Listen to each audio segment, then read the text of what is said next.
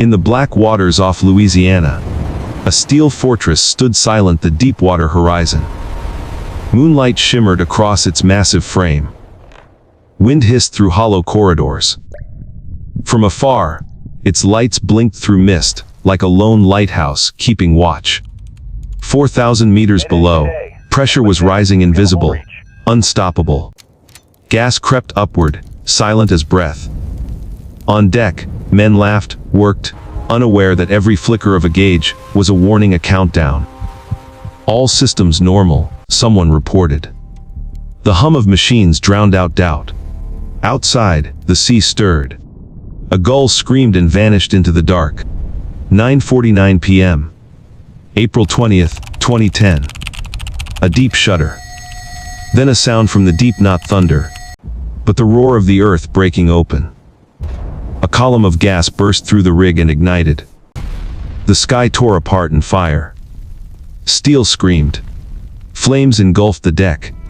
Men ran, shouts swallowed by the explosion's roar. In a heartbeat, human pride turned to horror. From miles away, rescue ships saw an impossible sight, the ocean itself ablaze. That night, the ocean burned. And the world learned that sometimes, the greatest catastrophes are not born from nature, but from us. Before the fire, the Deepwater Horizon was a marvel, 32,000 tons of steel, floating above the Macondo well, 40 miles from shore. To those who worked there, it wasn't just a job, it was a world.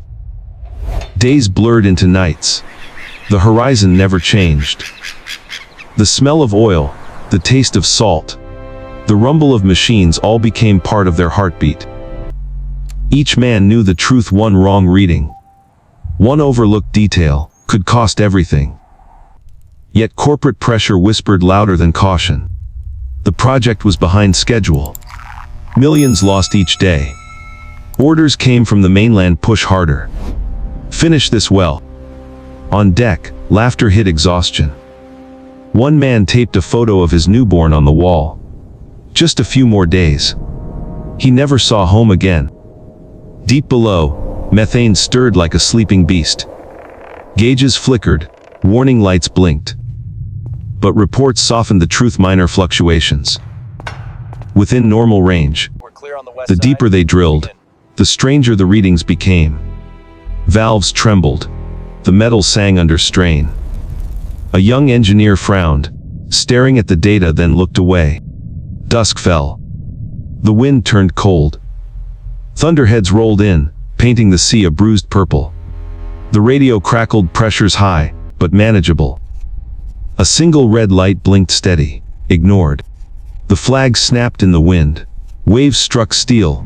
Somewhere far below, the earth exhaled. The Deepwater Horizon gleamed against the dark, proud. Defiant, yet beneath it, something ancient was awakening. Morning, April 20th. The sea looked calm, deceptively calm. Inside the control room, engineers prepared the final safety checks before sealing the well. Cement test complete. Shutting it down now. Results unstable, pressure fluctuating. Skip it, the supervisor said. We're 2 weeks late. Keep drilling. The words fell heavy. On the monitors, pressure needles trembled, then spiked, then dropped. A warning ignored.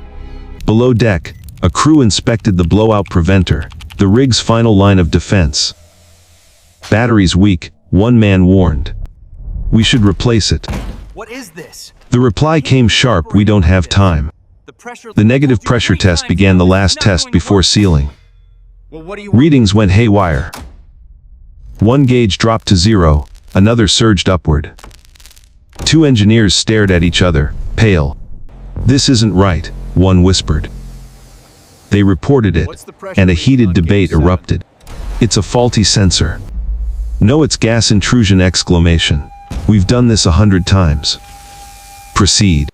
The room fell silent. Someone exhaled. Then the decision was made: continue. Outside, the sun bled into the horizon. The rig's pipes groaned, pushing mud deeper into the earth. Down below, methane slipped through cracked cement, racing upward like a ghost set free. On the deck, a worker sniffed the air. "Smell that? Gas." "Probably the wind," someone muttered. In the control room, the pressure needle twitched again higher, faster. "We're losing control," a voice called. No. The radio crackled. "Everything's fine." Then a sound, faint, metallic, clank, from deep below. The needle surged. The room froze. The first warning had arrived. But no one listened. Outside, the waves shimmered in the fading light. A single bubble of oil broke the surface, small, silent, almost invisible. The countdown had begun. 9:49 p.m. A gust swept across the rig. On deck, workers prepared to end their shift. One looked up. Storms coming. Beneath them, methane surged upward, pushing past broken seals, through pipes that groaned like bones. Pressure hit its limit and snapped. "We've got a kick!" a voice shouted. "Shut it down!" Too late. A deafening roar erupted from below. A geyser of mud, oil, and fire tore through the deck. Alarms screamed. Come on, The rig shook violently. Lights flickered. Doors burst open. Gas filled the air. Invisible death. In seconds, the entire platform became a bomb. Boom! Fire exploded into the night sky. A ball of flame rose hundreds of feet high, its reflection blazing across the ocean. Steel twisted. Melted black smoke swallowed the stars. "Run!" Men sprinted through corridors of fire. One fell. Another turned back to help. Flames licked across the floor, chasing them like living creatures. The second explosion hit louder, closer. The heat was unbearable. Metal rained from above. Some jumped into the sea, a burning sea. In the bridge, Andrea Flatus screamed into the radio, "Mayday! Mayday! This is Deepwater Horizon! We are on fire!" Static, then silence. The rig became a vision of hell, silhouettes running through smoke, alarms blending with screams. A helmet rolled across the floor, stopping beside a sign that read "Safety First." Flames towered into the sky. From miles away, rescuers thought they saw sunrise, but it was fire. 9:56 p.m. Power failure. Total darkness. Then another series of explosions, ripping through the structure. 11 men vanished into the inferno. Those who survived clung to wreckage, eyes wide with shock. They stared back at the burning rig, their world collapsing into the sea. As dawn approached, Deepwater Horizon still burned, a mountain of fire on a sea of oil. By morning, the fire still raged.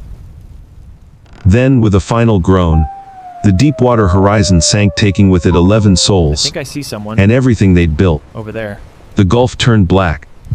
Thick oil spread for miles, swirling like veins across the water. Smoke columns towered into the sky, staining the horizon gray. Rescue helicopters circled. Boats scanned the burning slick. Voices shouted over radios, "Man in the water. 2, 3. Pull him up." Come on, breathe. A survivor was hauled aboard, trembling, covered in oil. Come on, His stay voice with me. broke. It You'll just be okay. blew up. "They're gone." Another whispered. "I heard them screaming." Then nothing. The sea carried fragments of steel and ash, a boot, a helmet, a name tag smeared in oil. The only remains of 11 lives. Mayday, mayday. At dawn, the horizon glowed orange and black. Immediate assistance. The fire's reflection turned the Gulf into a mirror of loss. But the disaster was far from over. The wellhead below had ruptured. Oil gushed unchecked, tens of thousands of barrels a day. Days turned into weeks. The slick spread to the Louisiana shore. Seabirds struggled in tar. Dolphins surfaced, gasping. White sands turned to pitch. "We live by the sea," an old fisherman said. "Now it gives us nothing." Volunteers tried to wash the birds clean, their hands stained black. "No matter how we scrub," one cried, "it won't come off." For 87 days, the ocean bled. 150,000 square kilometers of life, suffocated under oil. On rescue boats, men stared at the distant plume of smoke where the rig once stood. The sea was silent now, heavy with grief. We didn't lose to nature, a survivor whispered. We lost to ourselves. The waves rolled on quiet, relentless, carrying the memory of everything they'd taken. As the fires died, numbers began to surface. 87 days, 134 million gallons of oil spilled. But the real story was buried in paperwork and silence. A leaked BP report revealed a line that would haunt history, : What are we looking at? meant bond log test. Canceled to save 12 hours. It's unstable. 12 hours traded for billions in damage. An engineer testified we knew it was dangerous. It was like the building Everyone folded did. in on itself. But they told us to keep drilling. On screen, white letters fade in 11 dead. 134 million gallons spilled. Billions saved for a moment. Ignored. Internal emails showed warnings ignored: pressure anomaly retest. No time. Proceed. Investigations uncovered dead batteries in safety valves, disabled alarms labeled too loud, and cost-cutting memos overriding safety protocols. The rig was a ticking bomb, one safety officer said. We saw it coming, inch by inch. But no one let us stop. Court documents flashed BP, 67% liability. Transocean 30%. Halliburton 3%. Statistics can't speak for the dead. They only whisper what greed refused to hear. An interviewer asked a survivor, if you could go back, what would you do differently? He paused, eyes heavy. I'd speak louder even if it cost me my job. The narrator's voice lowers: in the silence of profit, conscience was turned off, like those alarms that never rang. When we ignore the warnings, tragedy answers. The sea looks calm, but it remembers. The ocean remembers. Every drop of oil, every scream, every spark reflected in its waves. Humanity always believed it could conquer nature, dig deep, build higher, burn brighter. But the deeper we go, the more fragile we become. At Macondo, technology reached its peak. But it wasn't machines that failed, it was people who stopped listening. When profit outweighs conscience, safety becomes an illusion. A lone seabird glides over the slick, wings still stained from the night before, yet it keeps flying. Beneath the surface, life struggles to return. Even in ruin, the ocean breathes. A survivor once said, "We thought we were building the future, but maybe we were destroying it." His words echo beyond the waves. We didn't just lose 11 lives, we lost faith in ourselves. In our belief that progress is always good, that control is absolute. But from the wreckage of Deepwater Horizon, a final lesson rises: no innovation is worth a life. No progress should come at the cost of conscience. Every action we take leaves a mark on the sea, on the earth, on time itself. The camera drifts over the calm water. The sun climbs higher. Piano music swells, soft but resolute. The voice returns. The ocean remembers. But memory alone is not enough. It's up to us to listen, to change, to honor what was lost. And as the sea glimmers in the light, we hear the ocean whisper back, "Do not forget me. Do not forget that night. Do not forget everything you do. I remember." The sea is still, but its silence speaks. Somewhere beneath the waves lie 11 souls, fathers, sons, friends who went to work and never came home. They went to work and never came home. Their names appear one by one, fading into the glow of twilight. The sound of waves blends with quiet piano. A moment of silence for those lost. The narrator's voice deepens. We celebrate progress, invention, strength. But sometimes, true strength is knowing when to stop, to listen, to care. A drop of oil falls into water, rippling outward. If we forget, it will burn again. Fire flickers briefly, then fades. The screen glows orange, then darkens. Remember them not just as victims, but as a warning. Safety is not a slogan. It's a responsibility. Nature is not our enemy. It's our mirror.